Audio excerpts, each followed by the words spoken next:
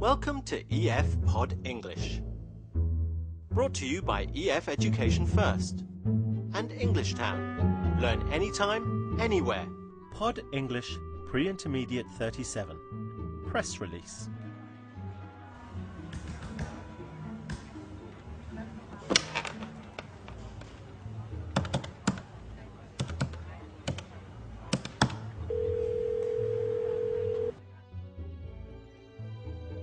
In this lesson, we're going to watch two marketing executives, Calvin and Sarah, talk about writing a press release. But we are going to focus on how they speak to each other, their grammar. We're going to see how they use infinitives after some verbs and gerunds after others. Remember, a gerund is the ing form of a verb used as a noun in a sentence. We'll also learn about some verbs which can be followed by a gerund or an infinitive. After the movie, you'll have a quick lesson and a chance to practice. Hello, good afternoon. Is that Express Press Releases? Good, yes. Hello, it's Humphrey Middlesworth. Yes, me again, yes. Yes, I'm calling about the press release for the umbrellas. The umbrella hats, that's right. Yes. I think we should discuss adding some new information. I'm considering sending out the press release this afternoon. Have you had a chance to look it over yet? Yes, I think we should discuss adding some new information and beefing up some of the language. Okay, can you show me what you're thinking about changing? Sure. Well, we could try promoting the developer's handbook alongside the software. We need to start letting the press know about it, so we can't afford to miss this opportunity. Okay, I'll pencil that in. I decided to keep the technical specification short. Should I go into greater detail? No, we don't want to confuse people with too much jargon. Just continue giving them lots of good sound bites about how great the new product is. Right. I'll try to add some more. Should I change anything else? I think we should quit using so many idioms in press releases. It confuses things too much. We should decide to stick with plainer language from now on. Fine. I'd like to keep it simple. Is there any other news I could include to spice things up? You could begin preparing the press for next month's new release, so you could drop a few hints that we'll have some big news coming up soon. All right. I'm planning on delivering this release in Brussels on Wednesday. If you think of anything else, can you let me know before this evening? Sure. Let me see the finished draft when you're done. Yes, I was thinking about it over the weekend, and there are so many selling points to these umbrellas. I do think that we have to include a few more things, because I do expect to generate some buzz around our product, of course. Yes, and of course I do hope to attract some new investors. Yes, we do want to expand rather quickly, you know. So I suggest promoting some of the new features.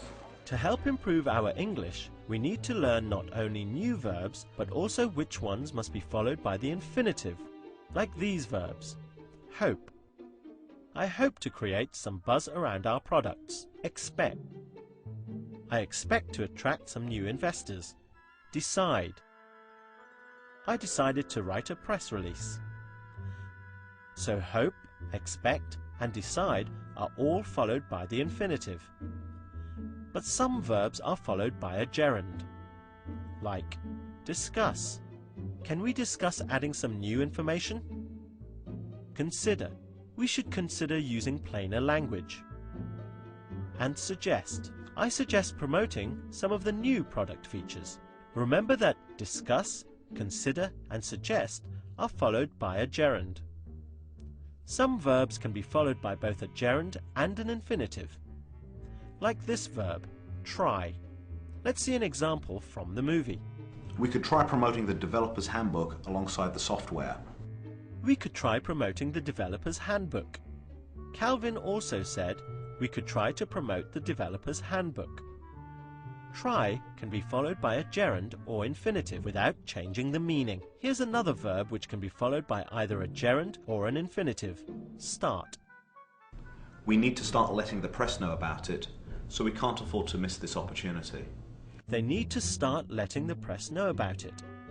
Start can be followed by an infinitive, but it sounds better to use the gerund in this sentence. Calvin also said, we can't afford to miss this opportunity. We often use afford in the negative, as in, I can't afford. And this is always followed by the infinitive. So they do come in many colours, in fact, not just blue.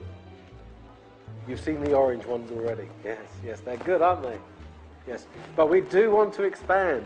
Yes, silver, gold, green. Yes. So I do think it's worth promoting that. Okay, and they are, of course, very easy to use. Yes, they're actually quite easy to put on. Yes. There we go. Yes. Hello. Oh, hello. Hi. Yes. Sorry. Yes, there was someone on the other line. Yes. Decide if the verb is followed by a gerund or the infinitive.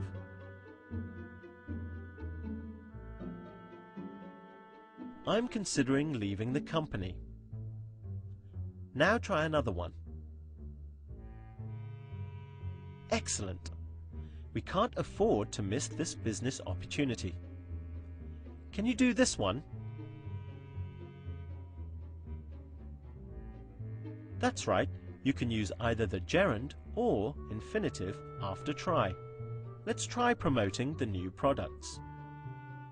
Yes, there was someone on the other line. Yes. Yes, sorry, what I was saying, yes. So we do need to include those new features, I think. Yes.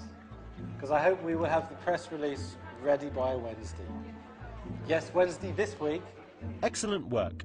We've talked about verbs which are followed by the infinitive, like hope, expect, decide, and afford. And verbs followed by a gerund, like discuss, consider, and suggest. And verbs which can be followed by either a gerund or the infinitive, like try and start. Yes. Okay, yes, as long as I don't keep adding new features. Yeah. Okay, so we need to start letting people know as soon as we can. Okay, because I really do have to go. Yes, I'm sure that there'll be some investors calling quite soon. Yes, very soon, I'm sure. I'm very sure. Yes, okay. Goodbye. Bye-bye.